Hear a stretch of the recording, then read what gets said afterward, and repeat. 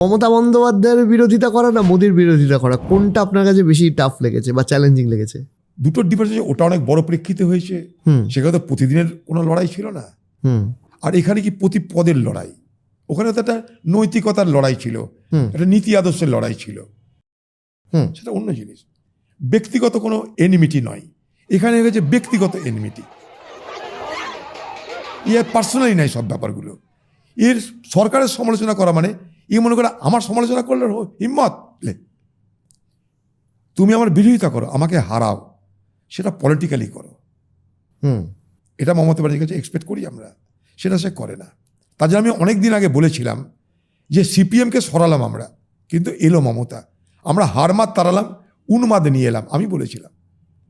এরপরে কে আসবে আমি জানি না, কিন্তু এখন আজকের দিনে যেহেতু আমরা বাংলার প্রেক্ষাপটে রাজনীতিটা করি, তা প্রতি মুহূর্তে বাংলায় যে শক্তিটার বিরুদ্ধে আমাদের প্রতি মুহূর্তে লড়তে হয়, তার নাম টিএমসি।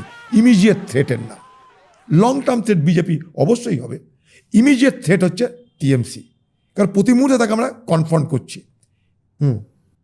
আজকে যদি অন্য স্টেটে থাকতাম যেখানে বিজেপি ক্ষমতায়, সেখানে তো এইটাই করতাম বা এর থেকে ভয়ঙ্কর হতে পারতো, সেটা অন্য জিনিস।